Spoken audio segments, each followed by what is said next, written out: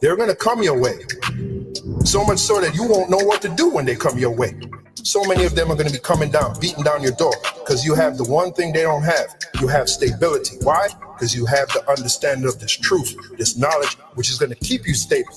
Isaiah 33:6, the scriptures do not lie, brothers. And wisdom and knowledge shall be the stability of thy times, and strength of salvation. The fear of the Lord is his treasure. I told you, two things that have brought these women to astronomical heights of pride. That's the feminism and social media, man. And you can't compete with that. You can't compete with that. Okay? So what's your next course of action? You know it's not going to last forever. Social media and feminism is not going to last forever. What's going to destroy social media and feminism? When all hell breaks loose. Now the ball is going to be in our court. Now these women are going to run us down because they're going to need one thing: guidance and protection. That's where we come in. And it really won't matter what you look like, as long as you're a real man and you can stand in the face of adversity and you have guidance and protection, or they're going to run you down, man. All kind of beautiful bitches are going to run you down, man. It's going to make your head spin. Okay? Come on, brothers. Come on. Isaiah 4. And in that day, 7 women shall take hold of one man, saying, We will eat our own bread and wear our own apparel. Only let us be called by thy name, to take away our reproach. In that day shall the branch of the Lord be beautiful and glorious, and the fruit of the earth shall be excellent and comely for them that are escaped of Israel.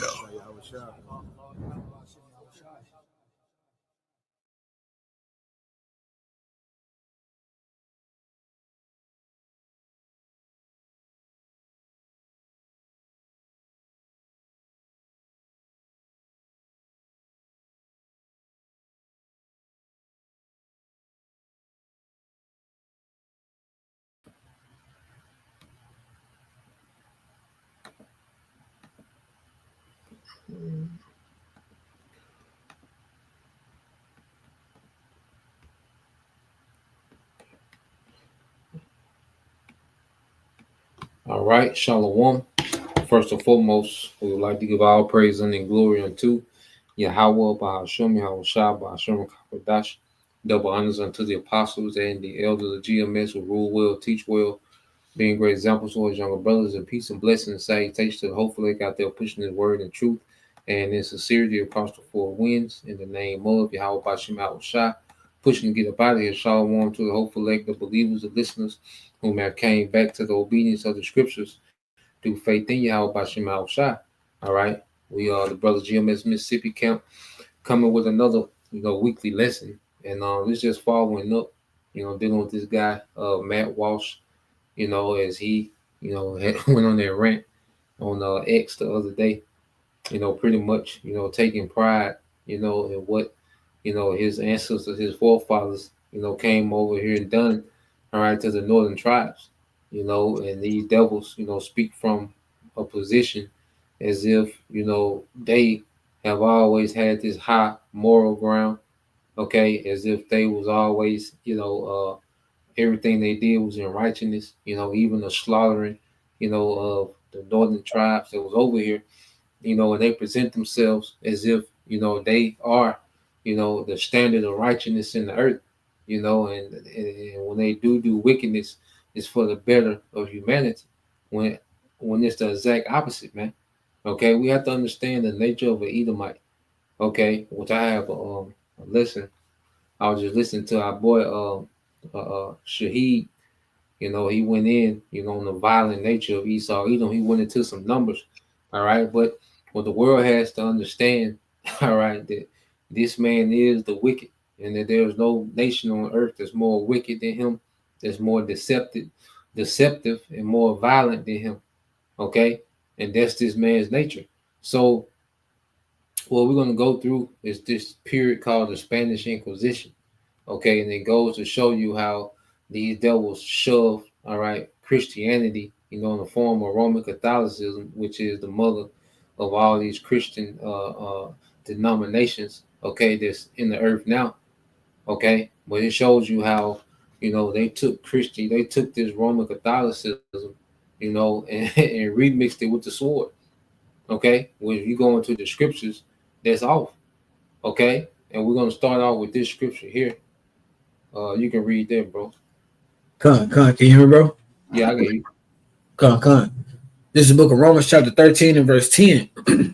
Love worketh no ill to his neighbor. Therefore, love is the fulfilling of the law. Yeah, therefore love is the fulfilling of the law. And it said love worketh no ill towards his neighbor. Now these Christians will come, and push love, love, love, and they'll call us a hate group for just reading precepts. But here it is, this man, all right, tortured people on behalf, of Christ, and Mother Mary, okay? And it's cool. It's just something that happened, okay? But when we bring out a precept, Jacob have I loved, Esau have I hated, all of a sudden, okay, we're the biggest threat to society. Okay. So we're gonna get into this, all right, and we're gonna bring out some more precepts to show you how these devils are very hypocritical. Okay. Well, the way that they move has nothing to do with the Bible. The Bible has always just been a decoy. All right, and this man is just inhumane. We're gonna get that definition. I'm gonna look it up over here for inhumane. But you had some, bro, before we play the video. No, go ahead, bro. I'm gonna bring out some precepts once we get into it. Go ahead. Okay, come. So let's let this play and turn it up some more. Today, most of us live in a world where we're free to pursue whatever spiritual path we see fit and worship whatever god or gods we fancy without fear of reprisal or persecution. That was not the case for medieval Europe, however, when starting in the 12th century, the Catholic Church launched a bloody inquisition that would last for hundreds of years and see tens of thousands of people tortured and executed, all in the name of their version of God. Hello and welcome to another episode of the Infographic Show. Today we're taking a look at some of the greatest horrors of the Inquisition. Christianity, originally conceived in ancient Israel, was at its inception persecuted as heresy by the Jewish leaders of the time. Jesus was famously humiliated, beaten, and ultimately crucified for his claims that he was the living Son of God. And after his death, his closest followers went into hiding until, fueled by their belief that Jesus had risen from the dead as promised and thus proved that he was the Son of God, they began to spread. Listen, if you're making great money, but you know you'll never have the freedom to serve God in the way that he's calling you to, their beliefs in Jesus as Savior. This led to their becoming known as Christians. And the original disciples, many would suffer terrible fates at the hands of the Jewish leadership. Over 1,000 years later, though, Christianity did Jews for their beliefs. Yet Christianity was being challenged from both within and without, with many Christians deeply unhappy with the Vatican's abuses of power and what we have to understand, all right, is that, as he's using this term Christian loosely, all right, the followers of Yahushua, all right, were Israelites. And they were deemed, Christians in Antioch, okay, which was a city, ancient, what was Antioch? Let me look it up. But nevertheless, so what you have with this word Christianity now before, because the followers of Yahushua began to grow and grow and grow within the Roman Empire, to a point to what they call the Jews was expelled from Rome when you go into the book of Acts. So you have Christianity, all right, the true followers of Yahushua, Israelites converting, all right, to belief in Yahushua. Now you had the persecution of what they call the Christians from the time of Nero all the way to the time of Domitian. And even you had, some Jake emperors, that persecuted Christianity, even during the time of the five good emperors. So from the time of Yahushua until the time of Constantine, okay, Christianity, was persecuted in the Roman Empire. So, and these were Jakes. So after, Constantine, he did a fake conversion as a believer to solidify, his empire between the pagans and the Christians, because the Christian population had become big. So he had to please them and fake like he converted. So you had post Constantine Christians, and that's where you get the paganism building up to the Roman Catholic Church that we see today. And you have, Edomites, take hold of Christianity during the Renaissance, mainly from Spain and Portugal, which this is where you get the Spanish Inquisition. So at this time, you have, Edomites, okay, they have taken hold of Christianity, all right, and it was a political move. It wasn't that they believed in the Bible, which we're going to show you through their actions, and we're going to compare it to the Bible and show you there's a big difference, So just to clarify that, because he's using the term Christian, loosely. So, let's get back into it.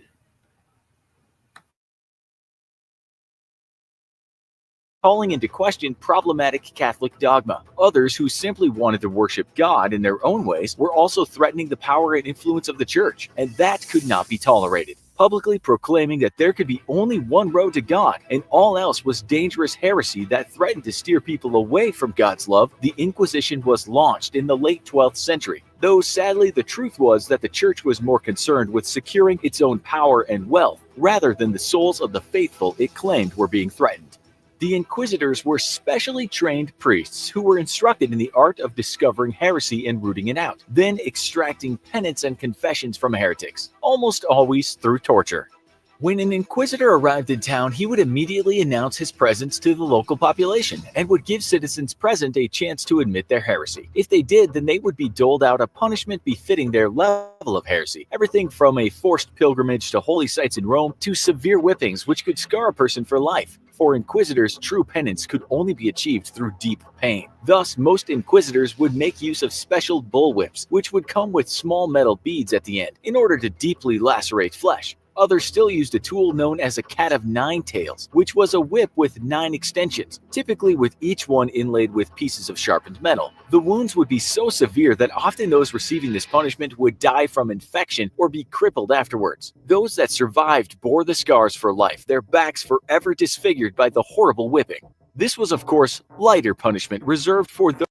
It's here. This is it. The federal government just come out with some new regulations that allows you to buy real estate with less money. Those who freely confessed. If one did not confess, the inquisitor would immediately begin their investigation, calling in local townsfolk for one-on-one meetings. Citizens were encouraged to speak up about the heretical practices of their neighbors, and once accused, there was often little evidence needed to determine guilt. This led to many cases of revenge in the form of false accusations by angry neighbors, or perhaps just by individuals who coveted the lands and even the wives of others for themselves. With the scantest proof of heresy, one could convince an inquisitor that their neighbor was a horrible heretic, deserving of the fires of hell itself. Of course, the church itself hardly ever needed much incentive to persecute people as heretics. Count Raymond VII of Toulouse would regularly burn people at the stake for heresy, even if they had confessed when given an opportunity, because often those who were persecuted were Jews, Muslims, or other religious minorities. The process of killing them was little more than a handy way to cleanse the population of undesirables. That included gays who were persecuted under the laws of sodomy and brutally tortured before being killed. In the Kingdom of Aragon in Spain, the Inquisition only stopped giving out the death penalty for sodomy after almost 1,000 trials, most of which ended with torture and death for the accused. Diego Rodriguez Lucero, an inquisitor named the Bringer of Darkness, operated from 1499 to 1506 and routinely used the power of his position for self-gain. Once, he sent an innocent man named Julian Trigueros to burn at the stake so that he could take the man's wife for himself after his death. And later, when he desired one of his many mistresses for himself, he sent her husband and parents to burn at the stake. Nobody was safe from Lucero, and in 1 year, 1506, he handed out 100 death sentences. Eventually, the Marquis of Cordoba sent his army to attack Lucero's prison and set all inside of it free. Unfortunately, Lucero escaped, but he was so hated and thoroughly corrupt that the Grand Inquisitor in Rome had him arrested 2 years later, because trying Lucero for corruption would be the Catholic Church as the pot calling the kettle black. Lucero was quickly released, and in a frustrating lack of karmic justice would die peacefully in Seville that same year. For the Inquisitor, extracting confessions was paramount, and it mattered little whether they were real or false. Inevitably, the accused would face one of many different forms of punishment, which weren't meant to actually punish the individual, but rather to just get them to confess. One of the preferred methods of exacting confessions was called strappado. In this form of torture, an individual would have their hands tied behind their back and the rope attached to a pulley. They were then raised so that they would hang from their arms, which would inevitably lead to the shoulders being pulled out of their sockets. Often, the Inquisitor would raise the victim up high and suddenly drop them before catching their fall, forcing the body to jerk violently. As if this wasn't enough, weights would often be tied to the person's feet to make the hanging even more painful.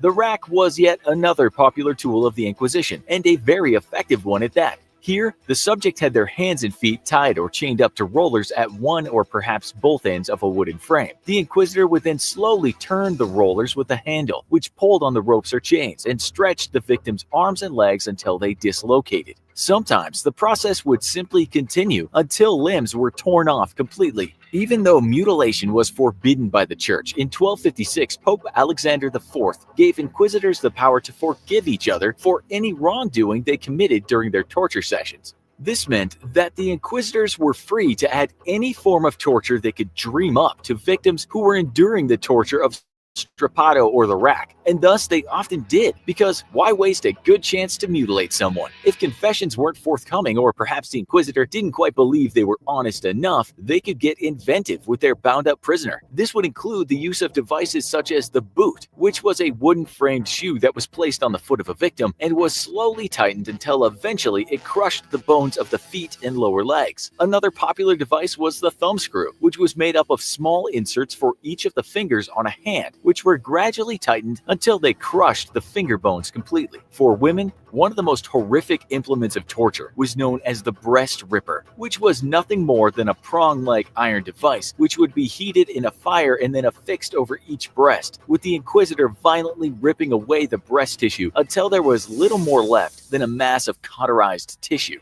All of these were things the victims would suffer, along with their normal torture, and designed to not just extract confessions, but ensure that the guilty would be forever marked by the ordeal. The Judas chair was number 3 of the top 3 torture devices used by the Inquisition, and consisted of a pyramid-like seat with a sharpened point at the top, upon which the accused sat. The point of the pyramid was forced into the anus or the vagina, and the Inquisitor would gradually force the victim down upon the device by lowering them from above by ropes they were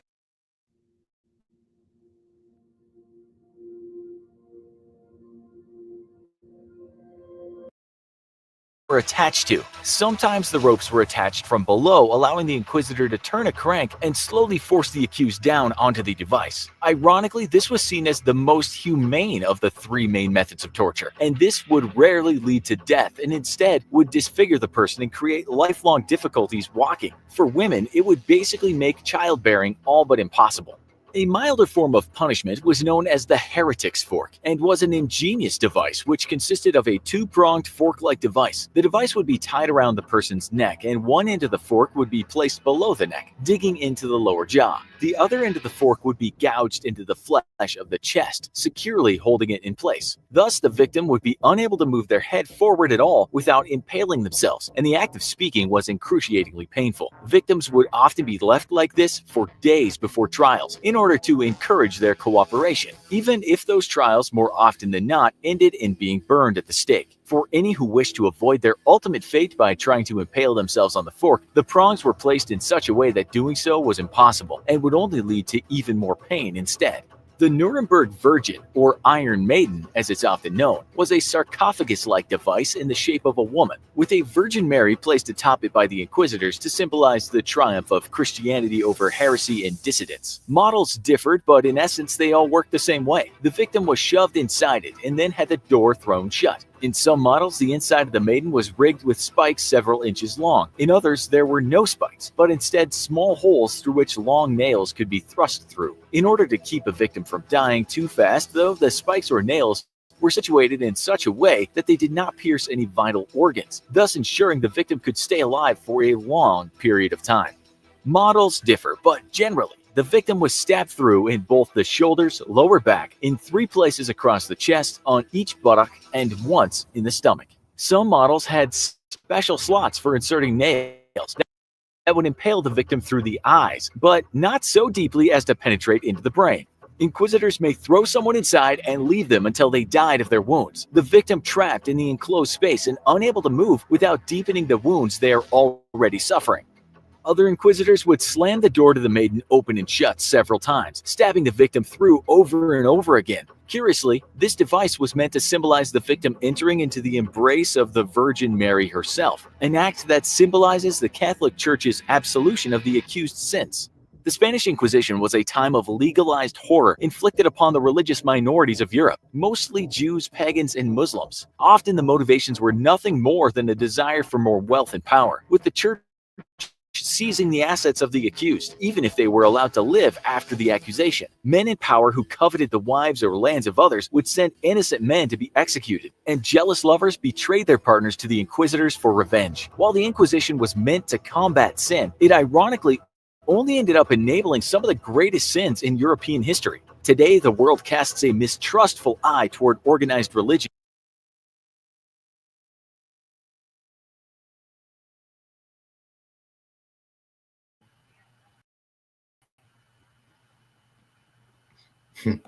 So way before, all right, the Taliban, which the CIA, started that. All right, you had European governments, okay, that were terrorizing the earth. Okay, so I got a few precepts I want to get and to show you the contradiction, all right, of these Edomites. Well, first before I get that, let's go here, because one of the things that Esau loves to claim, his claim is that he civilized the earth. Okay, well, let's go to the word civilized. All right, and you had, in the medieval times, Jake, had, torture tactics. Jake came up with different torture tactics. Jake that was in power, okay, but it wasn't for the sake of forcing, all right, Roman Catholicism, all right, on the masses, man.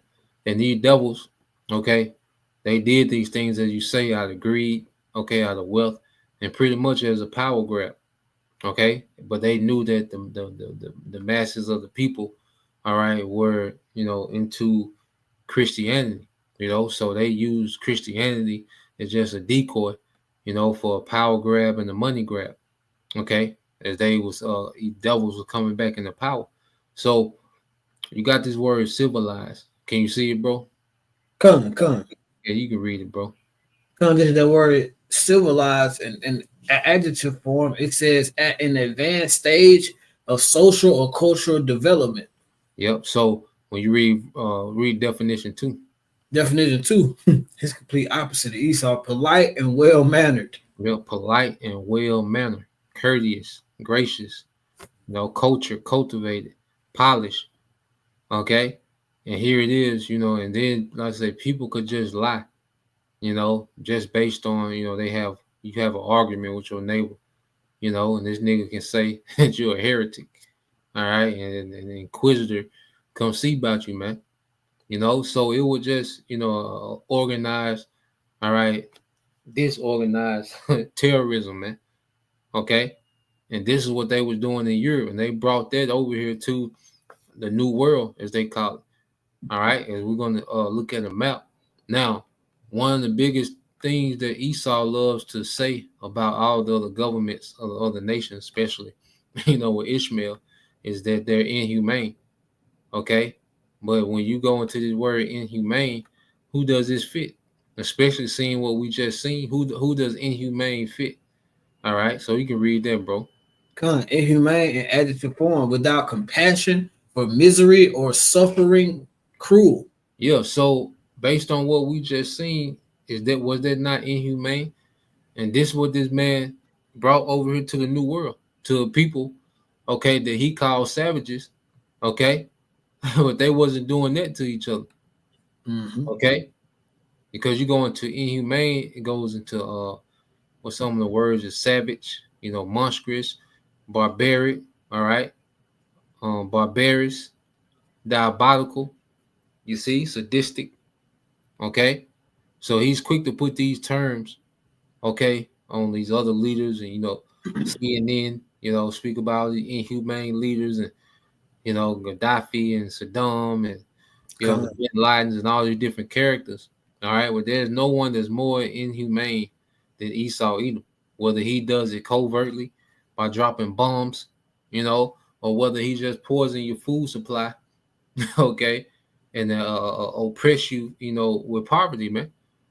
Okay, there's no one that's more inhumane than Esau Edom. You can say something, bro? con, bro, because every Esau calls everybody inhumane that doesn't want to be, up under him, or be a part of the shit show that he got going on. Because like we said when we got on, you go to another place on the planet, they have their own culture going on over there. You don't go over there and call them in here. They not doing the stuff Esau doing. Their culture, they may do things a little different, but they have, everybody going off, to a certain extent, but they ain't going off like Esau. You know what I'm saying? They not doing all of that bullshit Esau doing. They have their own way. They have their own government and checks and balances in the way that they do things. So you can't just pull up, on a nation of people, which is what Esau did to the northern tribes, and call them inhumane because you don't agree with what they're doing, and your standard is not backed by anything but you. You know. And if he can deem you inhumane, that justify his sword. Mm-hmm. And that's all he kept doing. Fuck, bro. Go ahead. Nah, I'm just saying, if he's able to convince the masses that you're inhumane, that just justify the sword, and him bringing the sword, and him not being looked at as the villain afterward.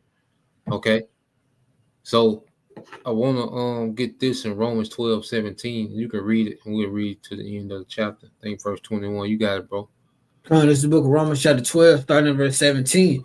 Recompense to a man evil, recompense to no man evil for evil. Provide things honest and in the sight of all men. Yeah, so was this being, followed?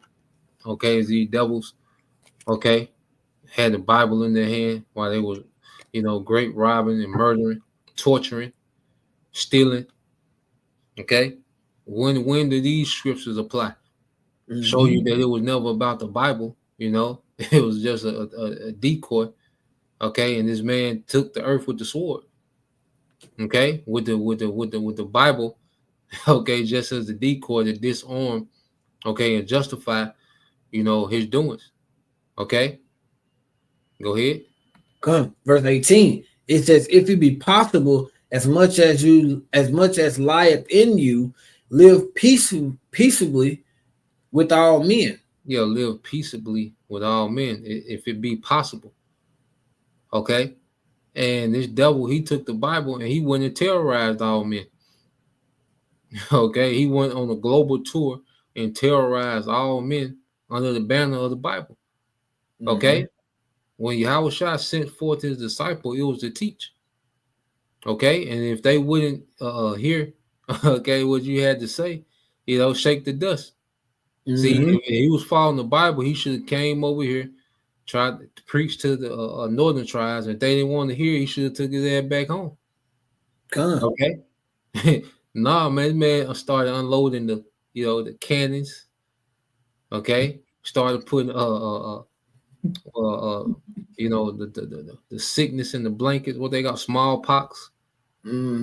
Okay, nah, man, this man waged a war, and then the Christianity that he was speaking of had nothing to do with the Bible. Okay, By that time, Christianity was extremely corrupted, watered down, and pagan. By the time this devil called himself trying to spread the gospel, and that's why he was able to just make up shit, pull things out of his ass because he didn't have no real doctrine with the Christianity that these devils, presented to the earth, man. It was just pretty much just the Bible was just vouching for his wickedness. He used the Bible to vouch for his wickedness, man. You can say something, bro. Come on, bro, because you said in the precept it said live peacefully if it be possible, and you made the point. Just kind of want to emphasize it. He was Esau say, we're the minister to society, but we go to work, we do our day to day. We leave work at work, home at home. You know what I'm saying? When we out there on the highways and the byways, we incorporate that balance as much as possible. But the point is, we go out and we teach. And if you hear what the scripture say, preach in season and out of season, whether they for here or for bear. So if you hear it, then it's for you. If you don't hear it, then it's not for you. You can go on about your business. We not finna tie you up and torture you and do all that there. But Esau called us a menace to society. But look at you got what this devil do, all throughout history. Time and time again, we see our brothers. I will get that precept if it come down to. I think there's Proverbs 29 where it goes into when the righteous are in authority, the people rejoice, but when the wicked rule, the people mourn. And you can see all this. It's just no order, no structure, no discipline. If you look in the scriptures, there are checks and balances. Correct me if I'm wrong. There are checks and balances. If you have a what's the word I'm looking for? If you have something that you want to report, then that was brought to the court, to the elders, and a person would plead their case, and ain't nobody just finna send you to no dungeon and just start torturing you until you're forced to say something. You know what I'm saying? Yeah, there's I'm trying to find this. Here you go. What you looking for, bro? I found it. Read this, bro. In Titus 3:10. Cause this is the book of Titus, chapter 3 and verse 10. A man that is an heretic after the first and second admonishment reject. Yeah. So after you would try to witness to a person, twice, no more than twice after that, just reject. It ain't for them. And this the thing. Here it is, the Bible, okay, constantly tell us, he that have ears, let them hear. All right. Even when you go here, okay. So the method, that they brought with the Bible had nothing to do with the Bible, okay? Because of the teachings of the Messiah, okay, didn't teach, to be militant and to have an imperialistic mindset. Okay, matter of fact, I got two cuts real quick, two accounts. Why you getting it? I got you. Go ahead. Read Matthew 13 and 9. This is the book of Matthew, chapter 13, verse 9. Who had ears to hear, let him hear. Go ahead. And the disciples came and said unto him, why speakest thou unto them in parables? Go ahead. And he answered unto them, he is Yahushua. He said, and he answered unto them, because it is given unto you to know the mysteries of the kingdom of heaven, but to them it is not given. Yeah, so it was understood. If someone couldn't get it, then the mystery wasn't for him. Okay, you weren't supposed to make up all these, torture devices. Okay, what was the point of it? Someone that didn't believe. All right, Yahushua never teach that. The Messiah never taught anything, okay, similar to what we seen the devil do with the Bible in their hand. Okay, and then had the nerve to call themselves civilized, man. When they're the exact opposite, they was inhumane, and they brought their inhumanity over here, okay, amongst the northern tribes. All right, you can say something, bro. You bringing that precept out just didn't know with the spirit, because what I was going to say was, we know that, and that's the difference between us and Esau. We know that in these times it's only going to be for the HFE, the hopeful elect. It's only going to be for them in this time. They're electing this time. We know that. So it ain't on us to go and force nobody to believe anything, or go and force this truth on anybody, because it's not us that does it. You know, Yahweh Shema Shai does all the heavy lifting. We're just the mouthpieces. You know, we speak the word, and if it's in you, Yahweh Shema Shai is going to open your eyes up, so you're going on here. And Yahweh Shai knew that. That's why he spoke in parables, because if it was for everybody, he would have just spoken in plain speech. Mm-hmm. Exactly, bro. And you can read this account here, in the book of Matthew, chapter 19, bro. Come, this is the book of Matthew, chapter 19, starting at verse 16. And behold, one came and said unto him, Good master, what a good thing shall I do that I may have eternal life? Go ahead. Come, and he said unto him, Why callest thou me good? There is none good but one, that is the Most High. But if thou wilt enter into life, keep the commandments. Yeah, so this is a dialogue between, they call it a young rich ruler, okay, and Yahweh Shai. So he comes to Yahweh Shai, and he's inquiring about eternal life. So Yahweh Shai is telling him, you know, to keep the commandments. That's what he started off with. All right, but then there was another part that he would go into. Go ahead. Verse 18, and he said unto him, which Yahweh Shai said, Thou shalt do no murder, thou shalt not commit adultery, thou shalt not steal, thou shalt not bear false witness, Wait a honor minute. thy mother.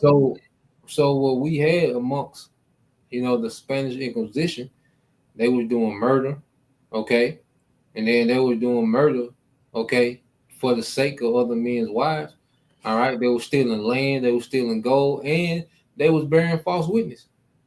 You see, so there was no point within the Spanish Inquisition, and the Spanish Inquisition is just a steel shot of how Esau rules the earth, you know. And Yahweh Shah said that, which we'll get it in a minute. Matter of fact, let me get it real quick, and we go back to it. You see, this sums up the devil. You see, and that's why he can never, you know, as we have been enlightened, he can never present himself, you know, in any righteous manner, because we know his nature and we understand what righteousness is now. Okay, and according to the scripture, this man, all right, is the fulfillment of anti-Messiah in the earth. Read that John 10:10, Bible shot. Come on, this book of John, chapter 10, verse 10. The thief cometh not but for to steal and to kill and to destroy. Mm-hmm.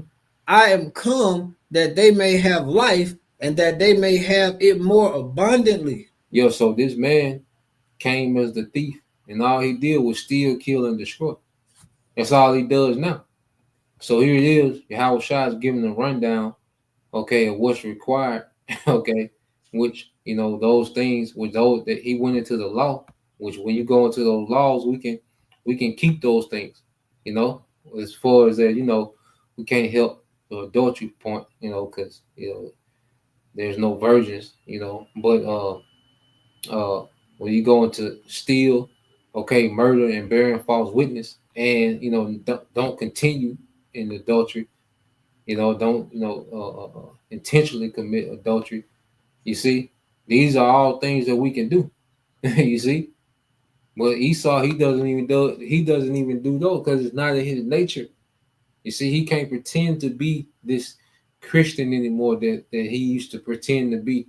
You know, he should present himself to the earth as this people loving, all love, all, you know, Christian. You know, he just wants this utopian Christian world, okay, where everyone's unified. Nah, that's not him. That's not his nature, man.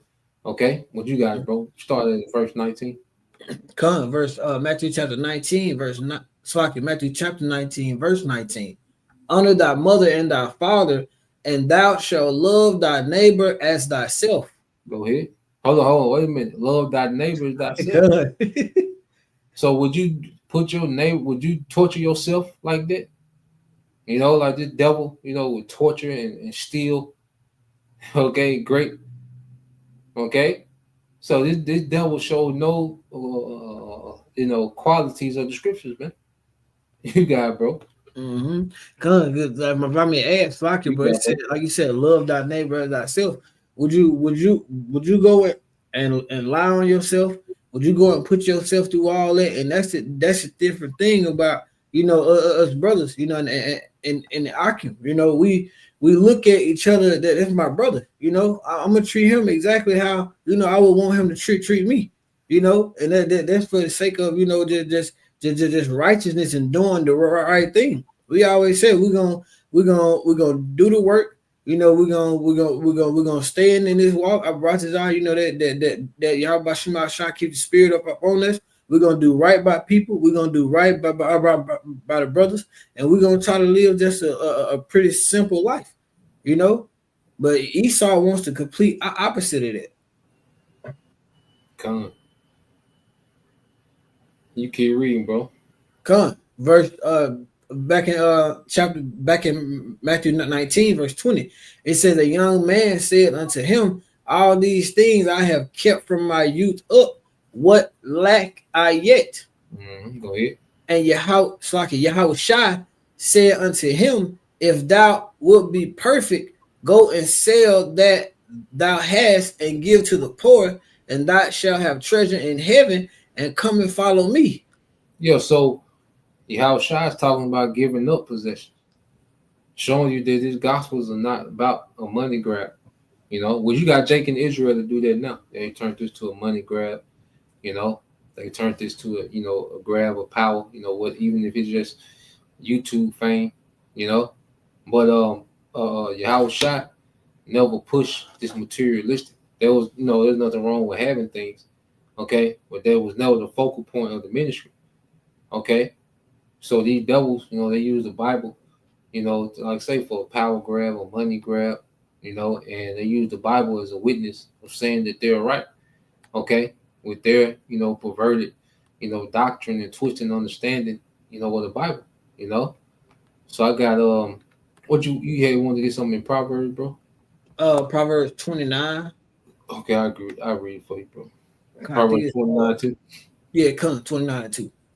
Proverbs 29 2 said, when the righteous are in authority, the people rejoice. But when the wicked bear rule, the people mourn. Come. When the righteous are in authority, the people rejoice. So when and we'll get a chance to see that righteous are when Yahweh shines on that throne. That anytime that you're doing your best to live according to the scriptures, according to that obedience under Yahweh Shema Shai, it's a lot of rejoice and it's a lot of peace that comes with that. But when as we see now, when you have Esau in authority, and not even just now, we talked about during the time of Alexander, during the Grecians, for the sake of this lesson here, the Spanish Inquisition. Every time we've seen Esau in rulership or in authority, the people have done none but mourn. There's just been wickedness all over the place. And then we watched even in the video where they would still persecute people for doing the right thing, but the people who are bearing the false witness, I think one thing he said that for they stopped doing the torture and the stuff for sodomy. Yep. So it's backwards. Yep. They loosened up on sodomy. That's how you know it was Esau. Because like I say, Jake, had started, because you had torture tactics during the medieval times, okay? But it was a sake of punishment, for certain offenses, against the, common law, all right, within the realm. But these devils, once they got in there, like they went crazy with it, man. Okay, and you could tell it was Esau when he started lighting up on sodomy, man, because that nigga is the ultimate freak, you know. So, yeah, you can get this account too, bro. This is Matthew 26 and 48. This is the book of Matthew, chapter 26 and verse 48. Now he that betrayed him gave them a sign, saying, whomsoever I shall kiss, that same is he, hold him fast. Yeah, so this is Judas getting ready to betray Yahweh Shai. Okay, go ahead. Verse 49. And forthwith he came to Yahweh Shai and said, Hail, master, and kissed him. Go ahead. And Yahweh Shai said unto him, Friend, wherefore art thou come? Then came they and laid hands on Yahushua and took him. So that's Yahushua being betrayed, to the Roman government, by Judas. Go ahead. Come, verse 51. And behold, one of them which were with Yahushua stretched out his hand and drew his sword and struck a servant of the high priestess and smote off his ear. Yep. So there was a sword drawn from one of the disciples. Okay, and it smoked, off the ear of one of the servants of the high priest that was coming to grab Yahushua up. All right. So read verse 52. Come, verse 52. Then said Yahushua unto him, put up again thy sword into his place, and for all they that take the sword shall perish by the sword. Yeah, so Yahushua said, "What put up again, all right, thy sword into his place, for all they that take the sword shall perish with the sword." So Yahushua, okay, he didn't promote, all right, the use of the sword within the ministry. Okay, he was all about teaching, staying out the way. Yahushua would teach, get out the way. So when one of the disciples, began to get carnal, he immediately rebuked them, man, because this ain't what this is about. Okay, now if you have, a modern day sword or weapon, there's nothing wrong. All right, and there's nothing wrong with defending yourself, man. But using the sword to so-called spread the gospel, Yahushua was never with that. Okay, and plus, this had to be done. Yahushua had to be crucified. Okay, so this is why he told Peter to fall back. I believe it was Peter that did it. He told him to fall back because this had to be done. Okay, but then he said, for a mindset, it said, "For all they that take the sword shall perish with the sword." Okay, so they're trying to live by the sword and trying to be militant. Okay, that's not linked to this ministry, man. Okay, because one thing about it, this scripture teaches us to stay out of the way of madness. Well, we don't have to be in these certain altercations and hostile places. Certain times where on the block, a few things have happened. Okay, but it's never to the point. Okay, to where we trying to raise an army. Okay, and trying to take over. All right, Arkansas. Trying to take over Texas. In the name of the Lord with the sword. Nah, that ain't that ain't the play. But guess who? Guess who was blessed to live by the sword? Let's get that. Okay. How did this devil? How was this devil blessed to live, man? So let's get to the point. Let's start at 39, Genesis 27 and 39. Come on, it's the Genesis chapter 27, verse 39. And Isaac, his father, answered unto him, behold, thy dwelling shall be the fatness of the earth and of the dew of heaven from above. So this the earth, being given into the hand of the wicked. Isaac blessed him. So this was Job 9:24 as well. So it was a time appointed where this blessing was gonna be fulfilled in Esau, and it happened, during the Renaissance, which you seen the beginning of that. All right, is during the Spanish Inquisition. Okay, go ahead. Come, verse 40. And by the sword thou shalt live, and shalt serve thy brother, and it shall come to pass when thou shalt have the dominion, thou shalt break his yoke from off thy neck. Yeah, so these devils, the script say they was loosed. All right, from the bottomless pit. We're speaking of, eastern, what would be considered today, the Caucasus Mountains, over towards the Ukraine area, Western Russia. Okay, and it was pushed off, to the side, while Jake, was ruling during the Dark Ages. You had, the Mongolian Empire during that time. You had the different Ishmaelite, they were making a little noise as the different caliphates, Islamic caliphates, and you had Persia. You still had the Parthians. they were still on the scene, but mostly it was Jake, in these positions, these high positions, within, all right, Europe, Russia, okay, but going back into it, it said that the devil will live by the sword. And how did that man come back into power in the Renaissance? What's the first thing he picked up with that sword? Okay, he picked up the Bible with it. Okay, but he picked up that sword first, man. Cause that's the devil's nature, is to rule by that sword. Okay, so he used the Bible, as a decoy. But the devil has always been, okay, about that sword. When you go into the devil history, the sword is always with him, and that's how the devil rules. Okay, it's through war and through the sword. All right. So did you have something else, bro? Uh, yeah. We can do Jeremiah 13, come, bro. So like Jeremiah 13 and 23. Okay, come. Yeah, that's a good one. Because he doubles, through their media and history, propaganda. They always try to present themselves in a different light. But nah, you're the devil. Okay, you're the wicked. You're the violent man. Okay, you inhumane. You see, I got it, bro. It's Jeremiah 13 and 23. It said, "Can the Ethiopian change his skin, or the leopard his spot? Then may ye also do good that are accustomed to do evil." Gun. Can an Ethiopian change his skin or the leopard his spots? The answer is no. Like it ain't possible. It says, then may ye also do good that are accustomed, or that are kind of accustomed to do evil.